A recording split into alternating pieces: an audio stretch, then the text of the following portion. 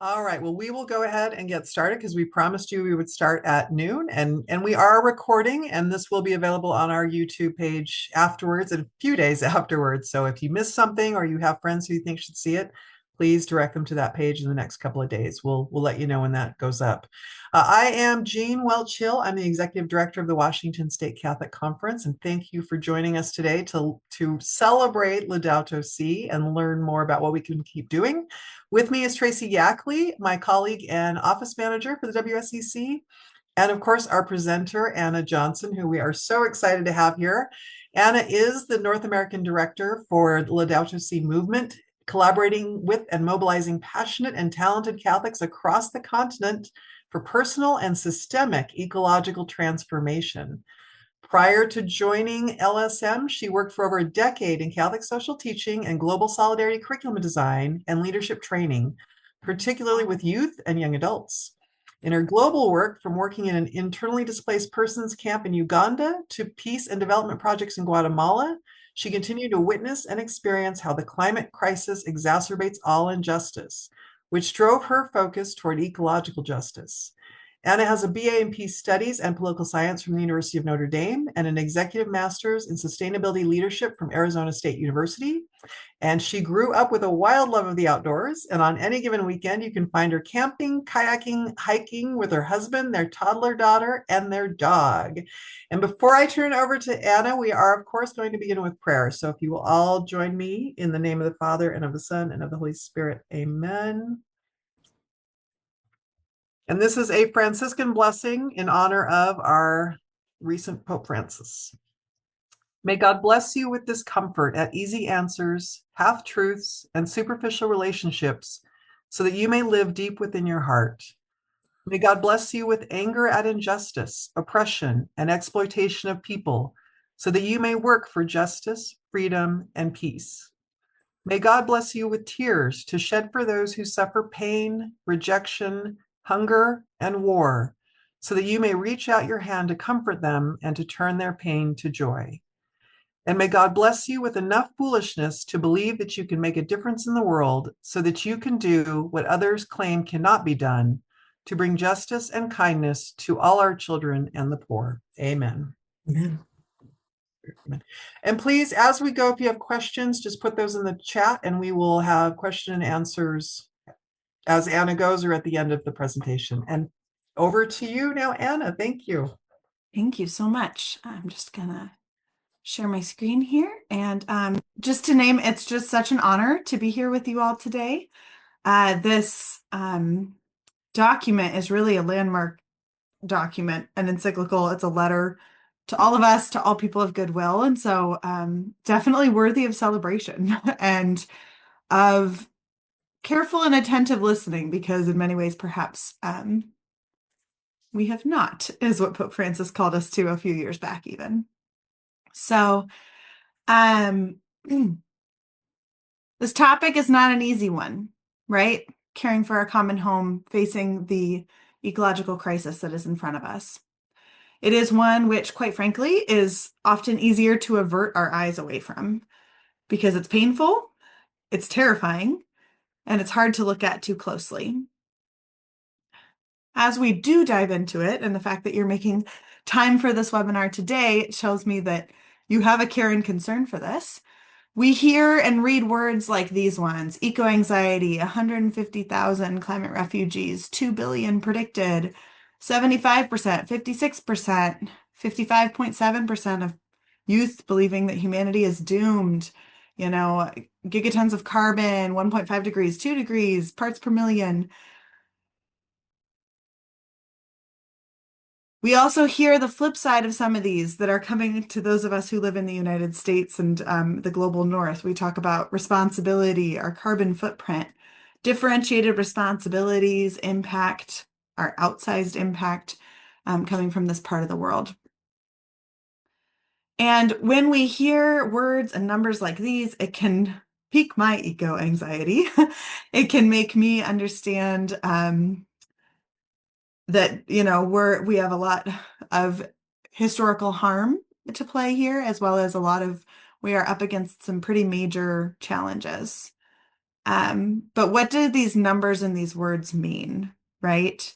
We know that these numbers and these words result in the escalation of natural disasters such as these ones: wildfires, flooding, storms, driving refugees, and the movement of peoples. So, just give you like a quick 1 minute like overview of some of the scary stuff that happens around as we learn about our ecological crisis. I'm curious to know in the chat, as we read through these words and numbers, what feelings are arising for you? What emotions are hitting? So go ahead and put those into the chat, and I'd love to just see what's coming up for people.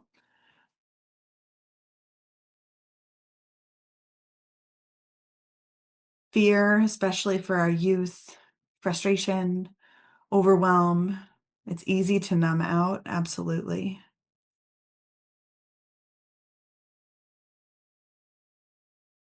Right? So there's a lot of there's a lot of overwhelm, there's a lot of anxiety, dread. Oh my goodness, Katie, yes, dread for sure. Feelings of concern for the future and especially our children. Absolutely. I feel all of these feelings frequently as well, and I think it's important for us to recognize those. And meanwhile, we also know that in order to honor and glorify God through respecting this gift that God has given us of creation, we have to look at the pain in order to find our way through, in order to find possibilities and solutions. St. Oscar Romero is known as saying, you can only see clearly through eyes which have cried. And so it's important for us to let ourselves feel these feelings of dread and concern and fear, and then move through it. Recognize like we can't stay there, right? God has given us this incredible gift of creation, and so it's our call to lean into that. So we're going to now start from a different place. Rather than the anxiety around the crisis, I invite us to start from that which we know, which is deeply rooted in our faith. Because what makes us different, right? We don't approach our advocacy from a purely head-oriented space, but we approach it from the heart. First John tells us that God is love. And so for us to pay attention to how we advocate, how we spend our time and attention, we better pay attention to how we experience love. In Laudato Si, this document, Pope Francis tells us, quote, "The entire material universe speaks of God's love, God's boundless affection for us. Soil, water, mountains, everything is, as it were, a caress of God. The history of our friendship with God is always linked to particular places which take on an intensely personal meaning. We all remember places, and revisiting those memories does us much good. Anyone who has grown up in the hills or used to sit by the spring to drink or played outdoors in the neighborhood, going back to these places is a chance to recover something of our true selves." So now let's take a few minutes to remind ourselves, in the midst of being disembodied in this Zoom call with each other and seemingly only tangentially connected through screens, let us take this time to remind ourselves of our true selves, as Pope Francis said. Our true selves, which allow our hearts to break so that we can understand the ways in which we need to change and act in order to stop breaking our own hearts. So this is a picture of one of my favorite places in creation. It's at St. Benedict Lodge, which is along the Mackenzie River in Oregon. But I invite you now to think of what is one of your favorite places in creation. What is this place that perhaps this quote from Pope Francis reminded you of, this place of which returning to can help you recover something of your true self?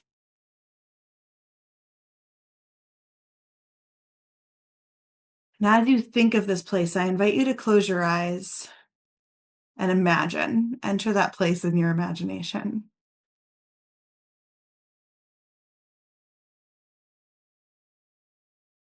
When you're there, what can you see?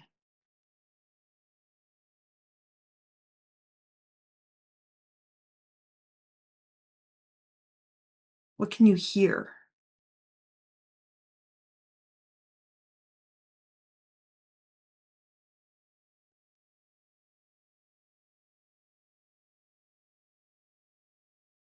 What can you feel against your skin or under your feet?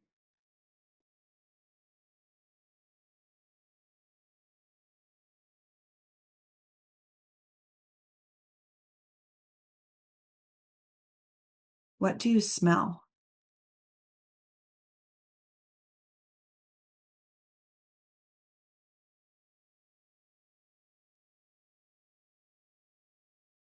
And is there a taste in the air?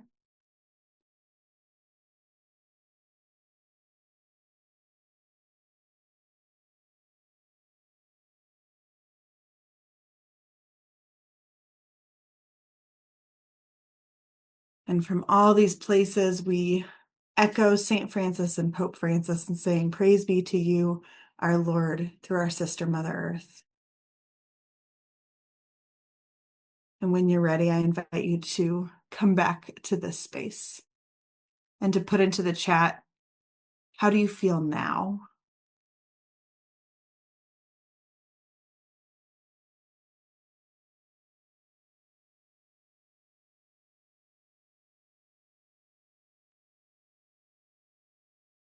Seem peaceful, grateful, centered, grateful for the beauty.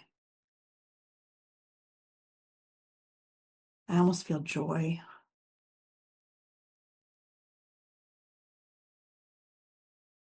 Oh, Patrick, I feel like I've neglected one of my closest friends. That's powerful. Peaceful, but concerned.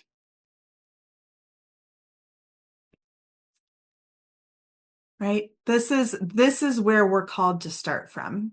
And in this document from Pope Francis, which harkens back to this canticle from St. Francis, written 800 years ago this year, we're called to start from this place of praising God and creation.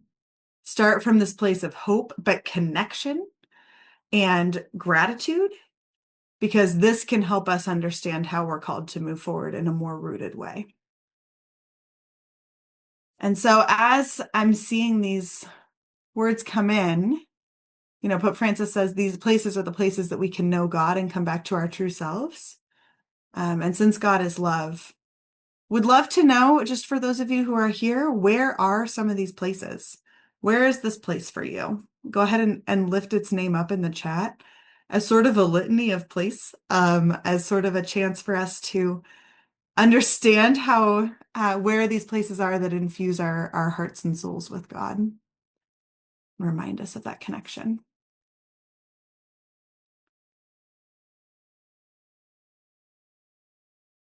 The waters of the Salish Sea, the Beartooth Mountains in Montana.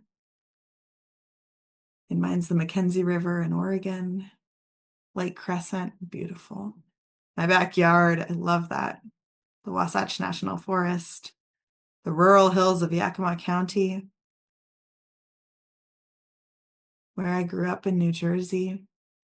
I love that I can have a little window into the mind's eye for all of you. So thank you so much for sharing. And knowing that we hold these places in our heart as we think about how we're called to respond to this call in our advocacy and our actions. In Laudato Si, Pope Francis, pretty early on, has this quote that I think is important for us to remember, that he takes almost no time at all to remind us that we are not something separate from the earth, but rather that we are intimately connected with it. Her well-being is deeply tied to our own. So he writes, "We have forgotten that we ourselves are dust of the earth. Our very bodies are made up of her elements. We breathe her air and we receive life and refreshment from her waters. And only when we understand and know that are we able to go the distance we are called to in order to protect her." Baba Dioum, forestry, director of forestry in Senegal, says, quote, "In the end, we will conserve only what we love.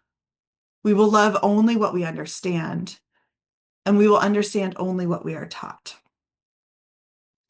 So if we can understand and know that we are called to come from this place of deep connection, of deep relationship with creation, then that can impel us and drive us forward in a new way to understand there might be sacrifices we need to make in order to uphold her well-being. There may be challenges or big leaps we have to take in our advocacy in order to ensure that our Earth has a future. But this is what we're called to. And so we have to start from this place of relationship, of being deeply in love. Again, this document is titled Laudato Si, which means praise be. And it's tied back to this canticle written 800 years ago this year, wherein St. Francis praises God and recognizes that all of creation is also praising God. And together we are singing these praises.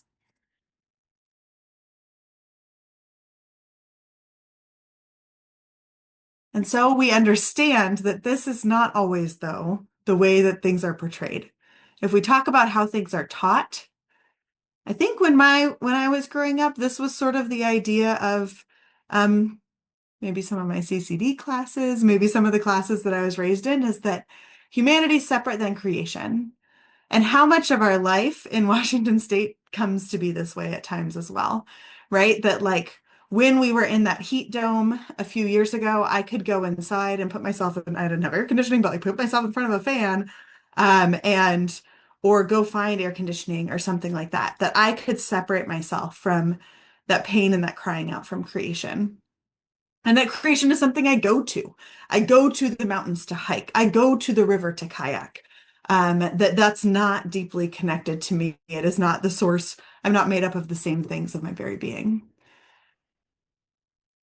This is an incorrect understanding of how we're called to be, right? Instead, it's this. Humanity is a part of and not apart from creation.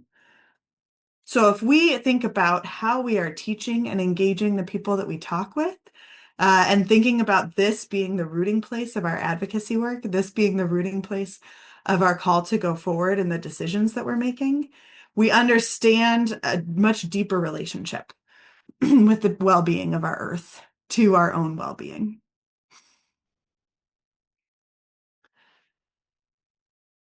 So now that we've taken some time to reroot ourselves in our places in creation, we invite you to take just a few minutes to learn about or to reroot ourselves in the realities that these places that we love are facing. Similarly to how if you took someone that you love, that you care for deeply to a doctor's appointment, and you hear horrible words of a really hard diagnosis, and then you want to learn everything you can about that disease, we're going to take some time to hear what the doctor is saying about our Earth and to learn a little bit more. Now, please understand, I used to be a fourth grade teacher, so this is like kind of the level of climate science I'm giving you, and that there are probably climate scientists among you, so that you'll be like, this is very rudimentary. There are so many complexities and feedback loops and intricacies, and like totally understand that, but just to give sort of an overview, we're going to walk through this a little bit. So, we have these challenges that are happening in the United States or in the whole world, right? Like around, you've heard global warming or perhaps global weirding, a space of understanding, right? So we have this atmosphere. This is not to scale. An atmosphere that surrounds our Earth that makes our Earth livable. The greenhouse effect makes our Earth a livable planet. If we didn't have this, it would be horrendously cold and we would not be able to breathe and we would not have an ability to grow plants or anything else. So this layer of our atmosphere is essential for life to be existing on Earth. The way that this works is that the sun sends out radiation and heat, which comes, it hits our Earth's surface, and some of it bounces back into the atmosphere, and some of it goes back beyond our atmosphere, and some of it hits our atmosphere and comes back in. So warming up the Earth that is inside of this blue circle. Now, this is the way that the atmosphere operated for a very, very long time, for the majority of our Earth's history. However, as we have continued to put more pollutants into the atmosphere, more emissions and otherwise, it thickens this blue blanket. So you see the blue blanket's a little less thick here, and then all of a sudden it's getting a little bit thicker, and a little bit thicker, and a little bit thicker. And this is the parts per million. And so as we make things like sports equipment and cars and toothbrushes and bags, building materials and things like glasses and everything that we make and all the travel that we have and everything that emits these emissions, it is thickening this atmosphere, which means that less of these particles of heat are able to escape back into space, and more are getting bounced back. And so that is the warming of the Earth.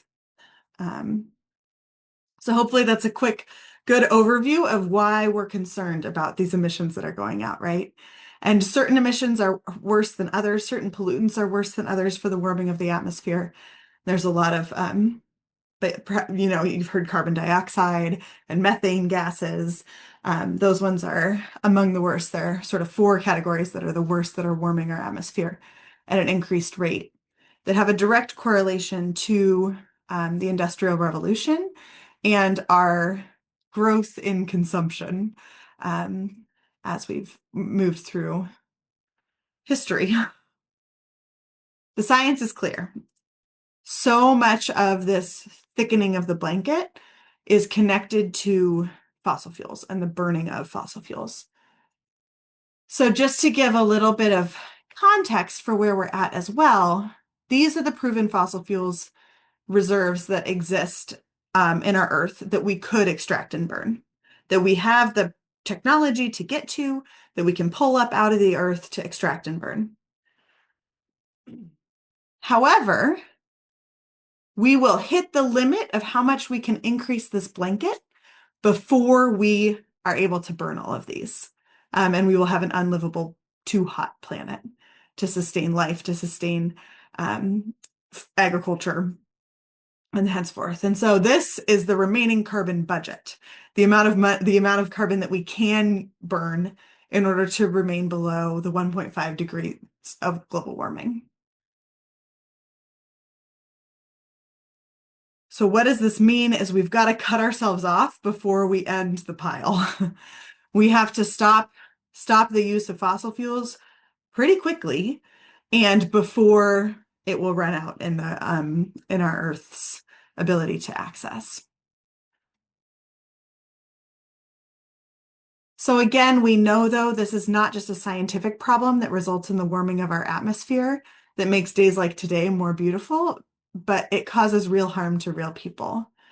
This is a picture of some of the flooding that happened in the eastern part of our country, the Kentucky area, last year.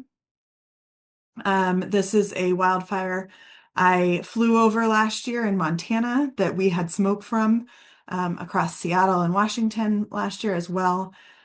So these are just a few of the ways that we see impacts. We know that it's changing growing seasons and growing zones. Dr. Catherine Hayhoe calls it global weirding. It's changing a lot of our normal ways of operating. So I'm curious now in the chat, how are you experiencing this global weirding? What's changing for you as you have seen the warming of our atmosphere impacting our weather?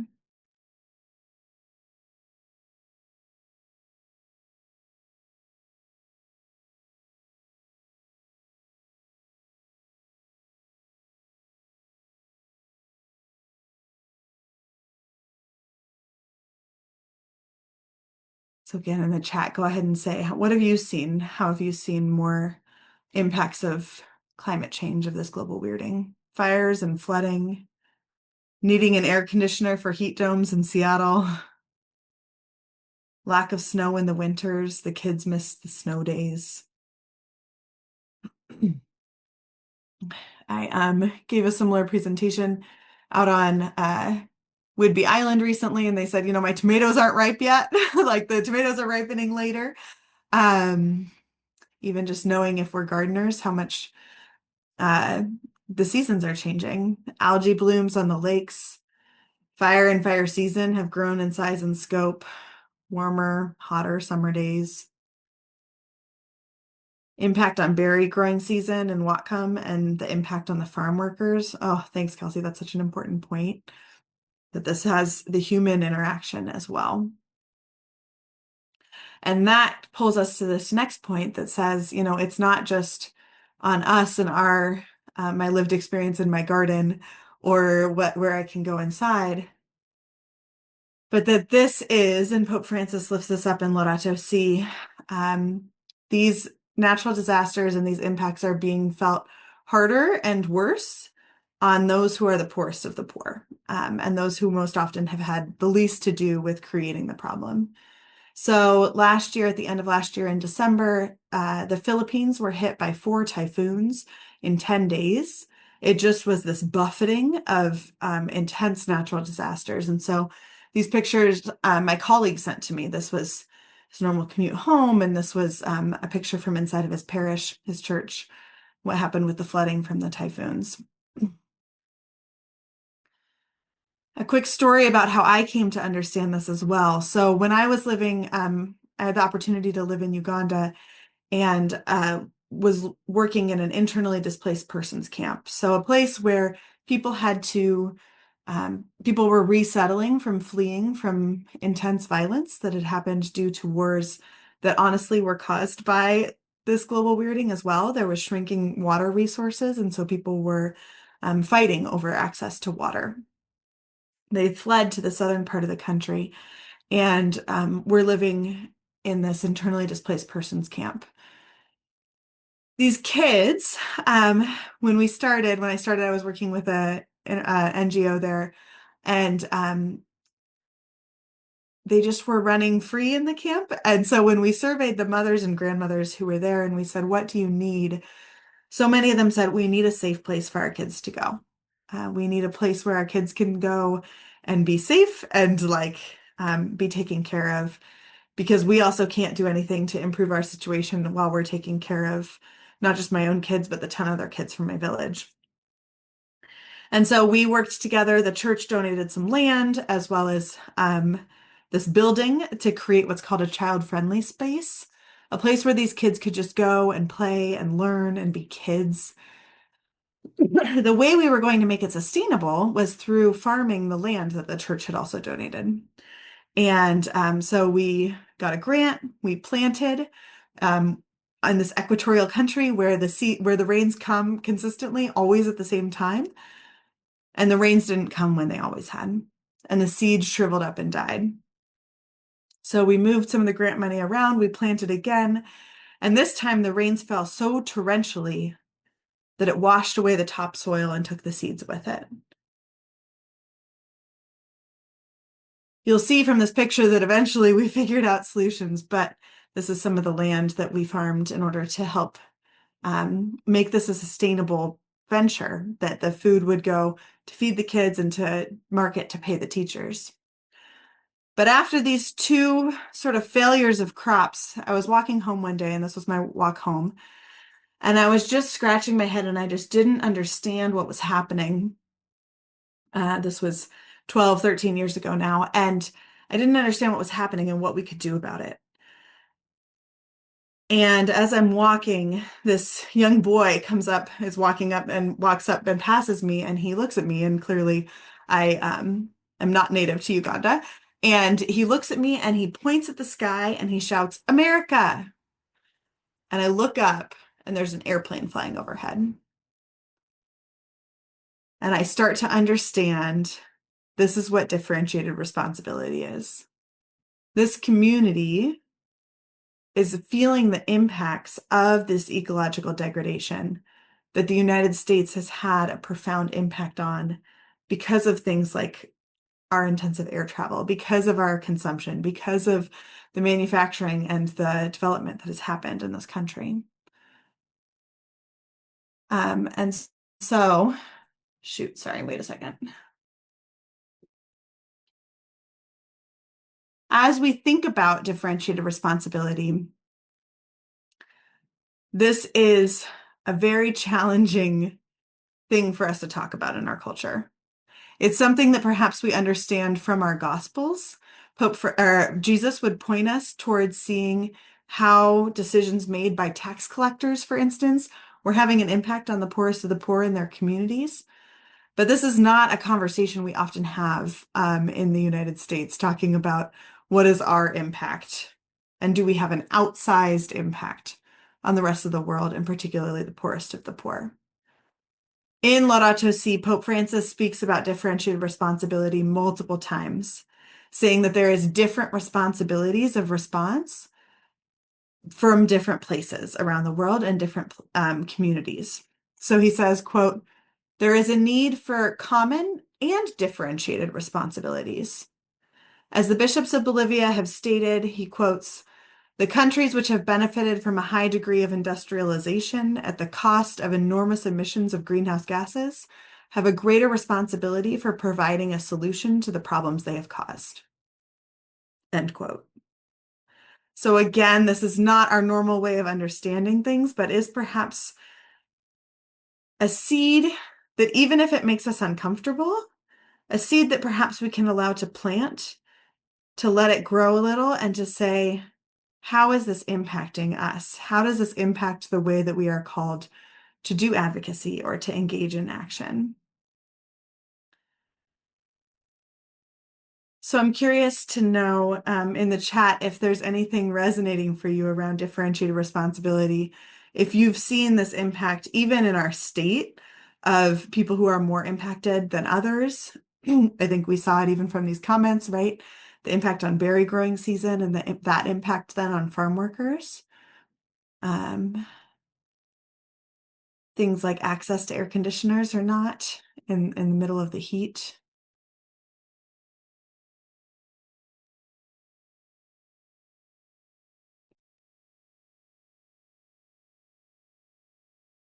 So again, the science is clear.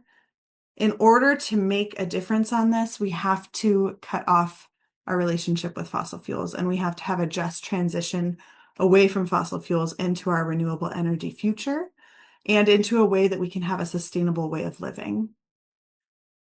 I often get pushback on this as well, that says that, we can't walk away from fossil fuels. We're so tied to them. But I will share briefly this, when my grandfather had to have a feeding tube put in, and my family has always resonated around having our gatherings be around meals, right? Easter was always around a phenomenal meal. And when I think about Easter, I think about the angel food cake and I think about all the food that we eat. And Christmas is always around meals. But when my grandpa couldn't eat anymore, did we just do things the way we always had? No, of course not. We changed the way that we did celebrations. We still did them, but we changed the way we did it. Even though at first it was near impossible for us to imagine a way that we could celebrate without food, we got to a place where we understood how we could, right? And so the same is true for fossil fuels in so many ways, that even if we can't imagine a world without fossil fuels, if we are committed because of our deep love and our deep relationship, we will get there. We have to believe in that. And that is the beauty of our faith, is that understanding that when we love a place and a people enough, then we're willing to sacrifice that much more. So I've got a quick video from our late beloved Pope Francis, where he talks a little bit about his understanding of needing to care for creation and how it ties into this differentiated responsibility and otherwise. So I hope you can hear this. Somebody let me know if you can't hear the video.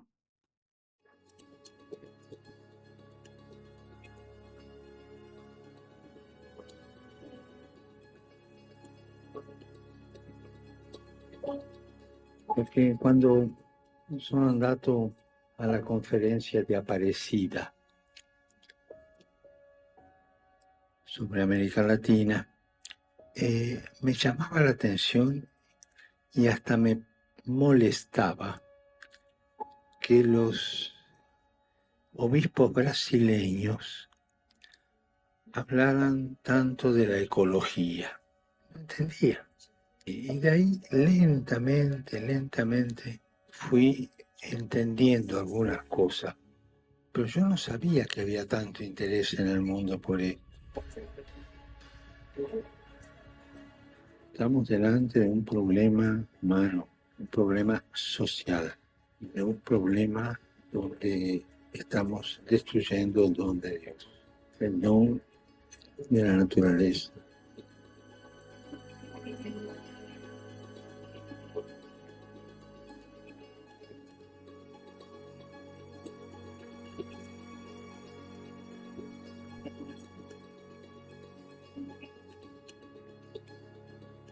Hay que crear una conciencia ecológica mucho mayor.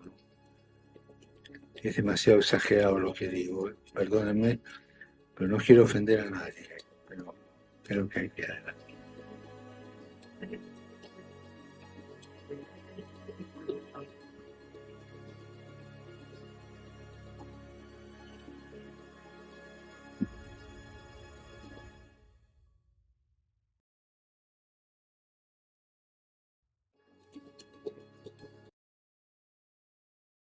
So we know this was close to Pope Francis's heart, right? And it's helpful to hear about his own ecological conversion and his own coming to understand this too, so that we can know, like, even if our historical lives, my own personal life has such an outsized impact, that this opportunity of conversion is offered to us at any moment, and that we can move through this guilt in order to take the profound action that is needed. And yes, this is from that's a clip from the Letter film, which is a phenomenal film. I highly recommend it if you haven't had a chance to watch it yet. So as we think about what are our decisions moving forward, thinking about that the well-being of so many people, myself as well as those who are most on the margins, and so much of God's creation, this gift that we are so deeply in love with, is dependent upon our prioritizing a just transition away from fossil fuels. And what does this look like? So right now, for instance, there's something called in development called the East Africa Crude Oil Pipeline. This would move through Uganda and Kenya and Tanzania, a pipeline similar to, perhaps you remember, the Dakota Access Pipeline or Line 5, some of the other lines that have been talked about and expanded between Canada and the northern part of our country.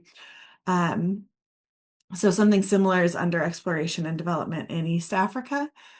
And so these are some within Laudato Si Movement. So these are some Laudato Si animators in Uganda who are protesting the expansion and the exploration of the East Africa crude oil pipeline. And what does global solidarity look like in this moment? It means that there was a similar gathering in the Vatican where people came together and said, we need to stop having the exploration of this crude oil pipeline.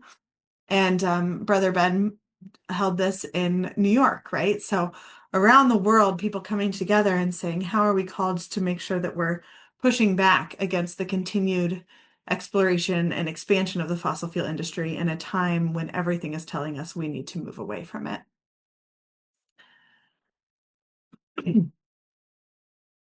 So a little bit more about like just this process that Pope Francis invites us into in this deepening of being willing to take bigger steps in caring for our common home.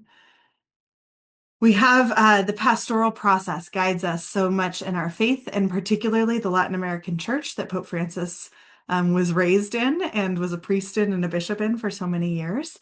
And this is the process that you move through. So first you take the time to see and observe the realities around us, see what's happening. We are seeing the impacts of this crisis in our own lives. We are seeing the impacts of this crisis on so many people around the world.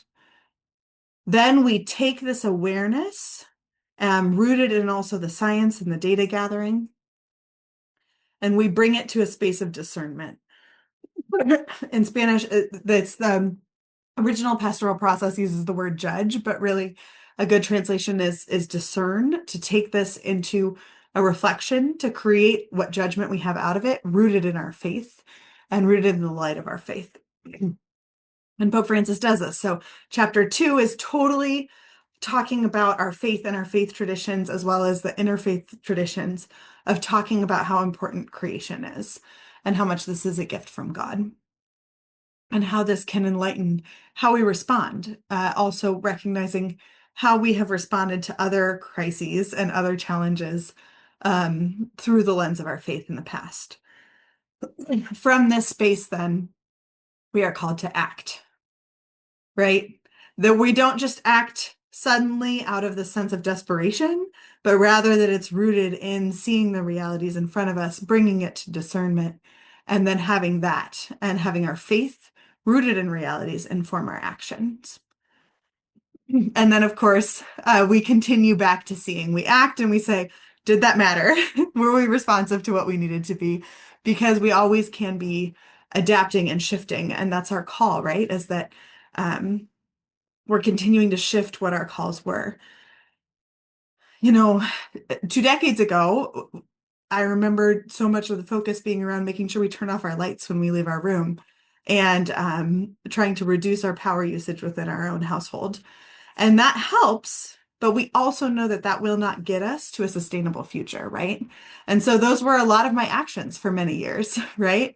And that now, as I've continued to see this and the interplay of the expansion of fossil fuels and things like in Washington, the use of ports, as well as the other ways that we're harming creation, that this is our process, is that we continue to change and adapt how we're called to advocate and how we're called to show up, lifting our voices for this space.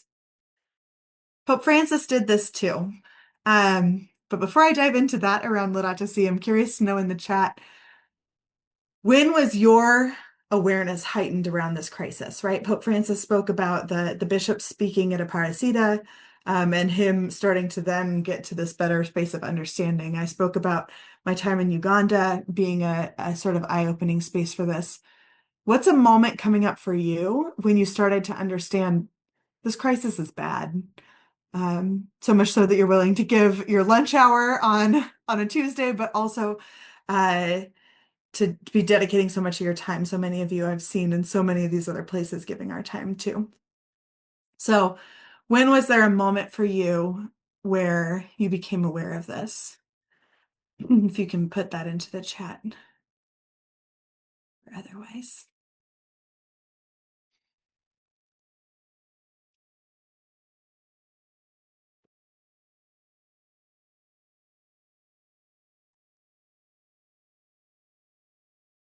Reading Laudato Si when it was first released. I love that. After my own heart, Katie. It's such a powerful document.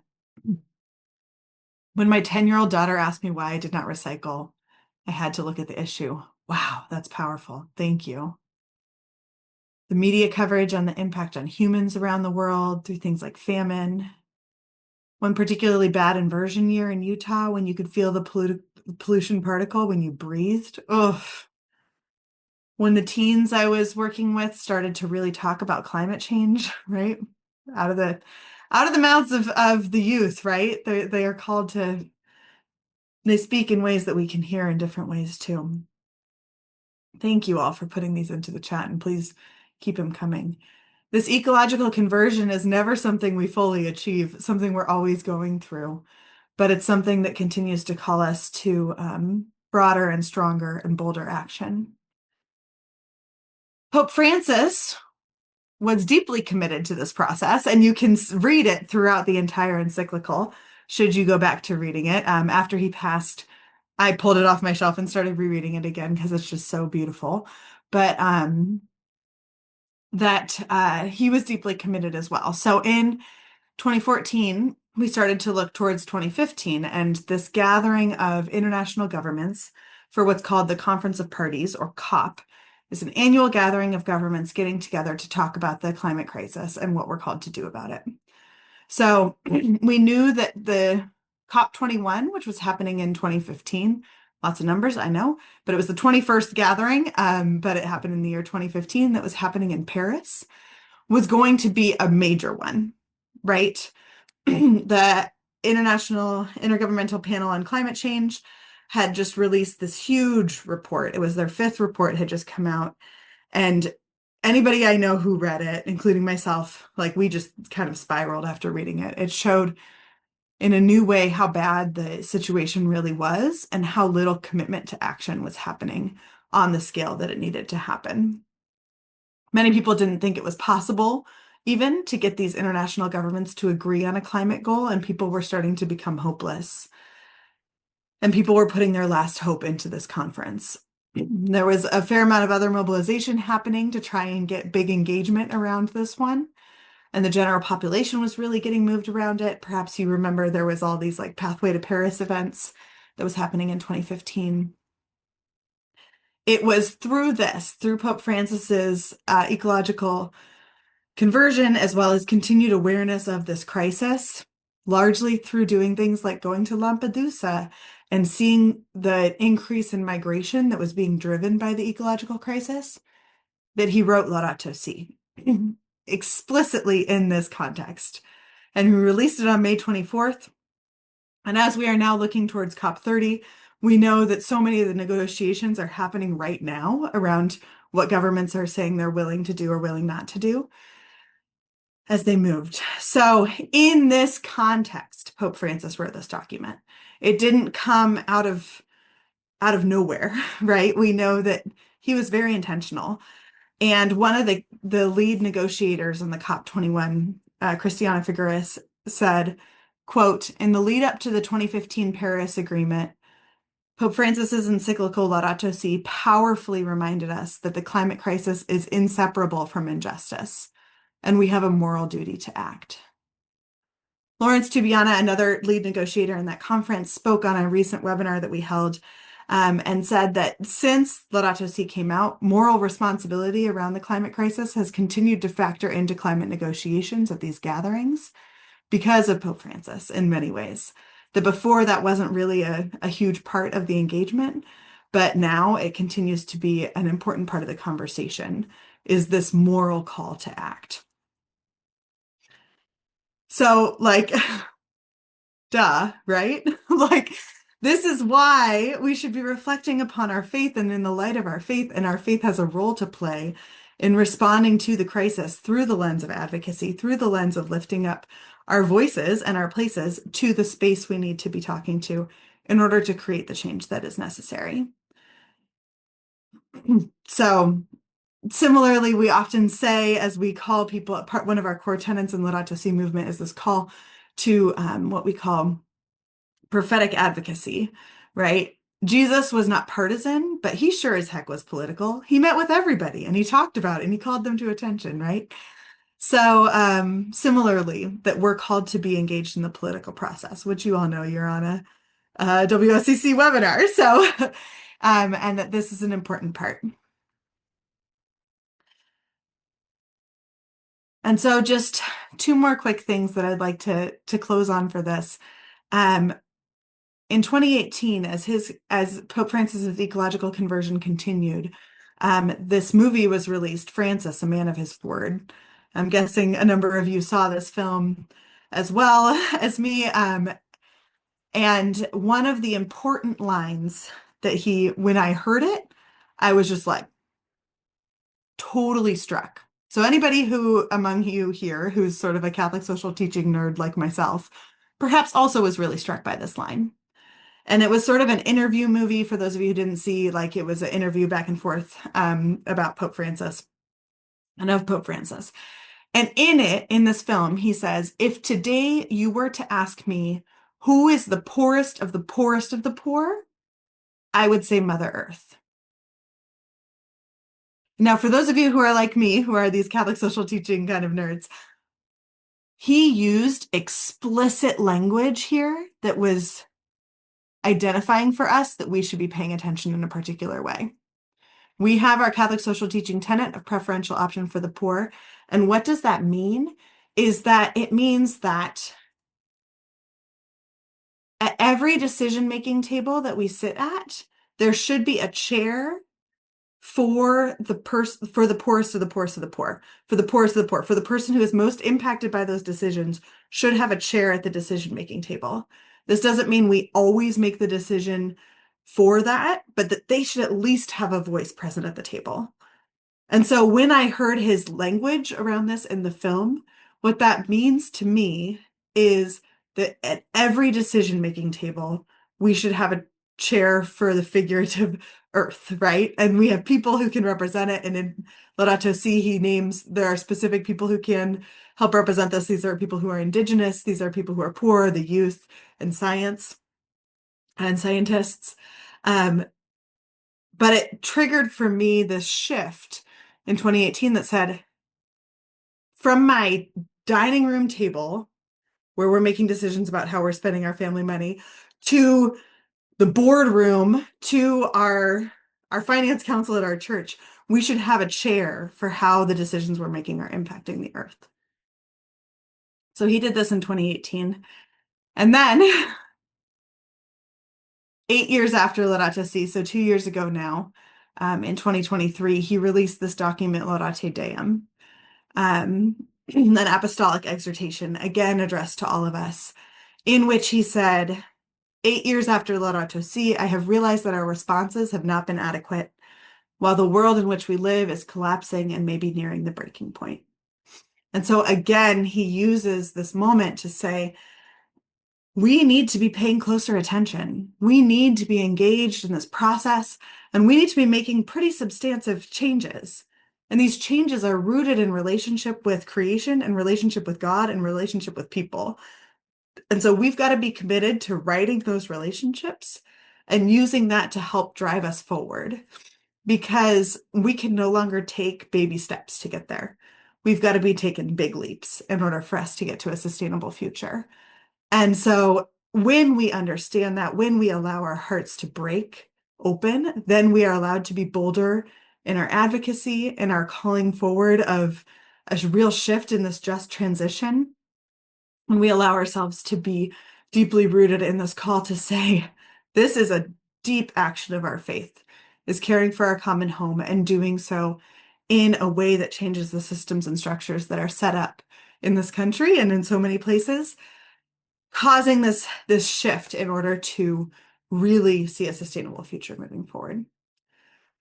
So with all of this, hopefully you've been given a little bit of a good overview of Laudato Si, where we were when it was released 10 years ago, as well as where we are now, which I wish I could say we were further.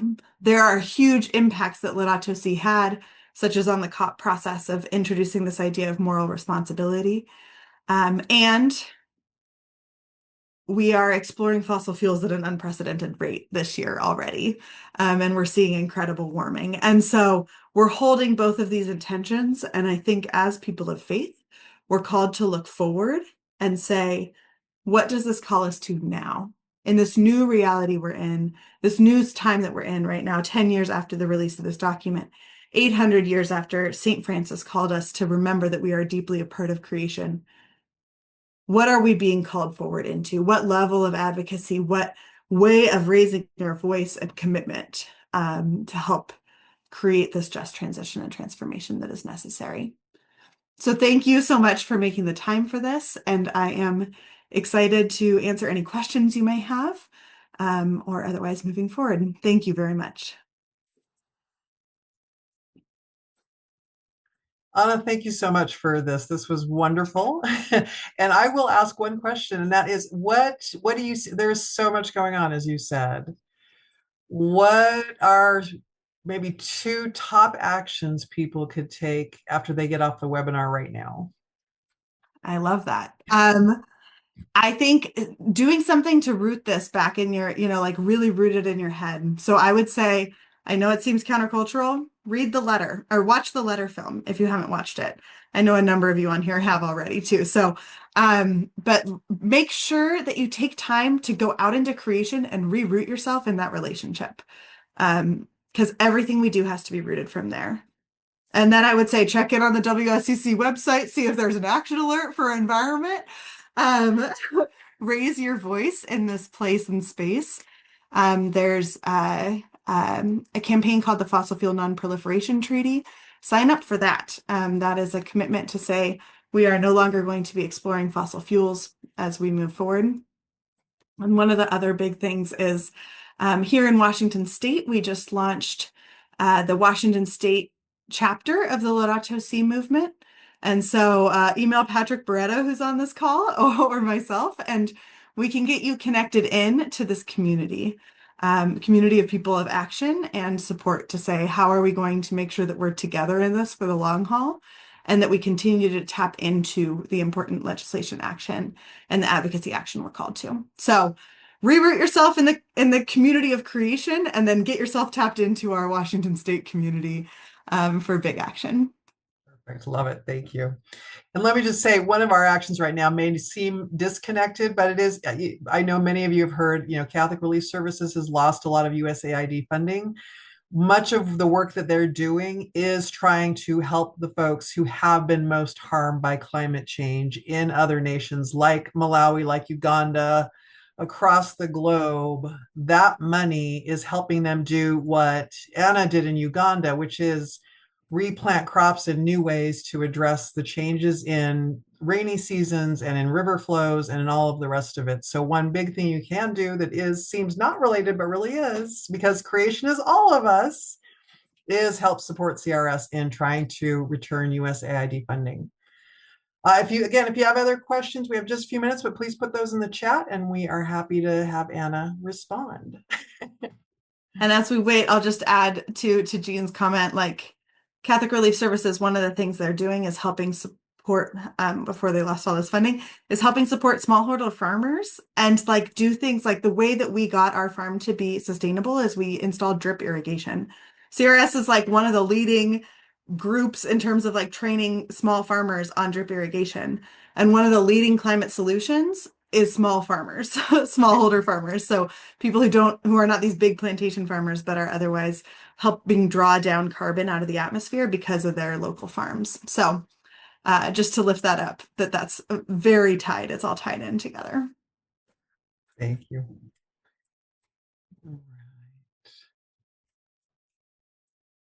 Well, you did such an excellent job. You've answered everyone's questions. Well, I'll just say too, the names on this this call, I know so many of you are so deeply engaged in this work in so many levels, and thank you. It is like a gift to be here with you all and to be continuing to collaborate with you all on finding the solutions we need. We do have a question, from Patrick. Can you say a word on why the Pilgrimage of Hope for Creation is taking place this year? Thanks, Patrick. Absolutely. So, if you tap into our Washington State Catholic Conference or our chapter, as well as the WSCC, you'll see that one of our main initiatives this year is called Pilgrimages of Hope for Creation. You know that in addition to it being the 10-year anniversary of Laudato Si, the 800-year anniversary of the Canonical, it is also a Jubilee year in our faith, which is a year about restoring right relationship with God, with each other, and with all of creation. This year, Pope Francis calls us to be pilgrims of hope. That's the theme of the year. And as we look at one of the driving crises of our time and the driving places where hope is being burnt out so quickly, particularly for young people, it's around the climate crisis. And so there is a national campaign that's happening. More than 20 organizations are coming together to say, let's get out into nature, we are part of nature, but let's get out and reconnect ourselves to the growth of new life that comes out of the earth and root that in our faith so that we need to restore that relationship as this place that we start when we look at how we respond. So that this relationship is so important for us to start with in order to help drive us to move forward. So thanks, Jean. The link to the campaign is in the chat. We would love to see you out there with us this year. So please find a Pilgrimage of Hope for Creation near you, plan one, connect with us in the chapter to get going on one. It's for people to do in their local communities, walk from your parish to the next parish over, within your parish family, or find a place of ecological beauty or destruction around you, and then let us know about it so that we can hear all these places that we're encountering God throughout all these local places to us. Beautiful. Perfect. Well, again, thank you, Anna, for doing this. So appreciate you being here. I appreciate all of our attendees, and I really love that reminder that creation includes us and that we can actually take action to address some of these harms caused by climate change. And of course, always that one of those action is our call to be in the political sphere. And, we get told all the time we should separate church and state, and yes, we should. But that doesn't mean Catholics shouldn't be a voice in their state as Catholics. And so I appreciate that. And I hope for all of you who've joined us, we will continue this series. Not all of the series will be on Laudato Si, but we are going to be talking Catholic social teaching throughout the year. So please sign up for our next webinar, which is going to be Scott Cooper talking about that preferential option for the poor. And you can get that information on our website, or I think on our Facebook as well, but it's always in our Catholic advocacy bulletins as well too. So please do sign up for our next round. And again, thank you all for being here. And I hope you go out and help heal the planet.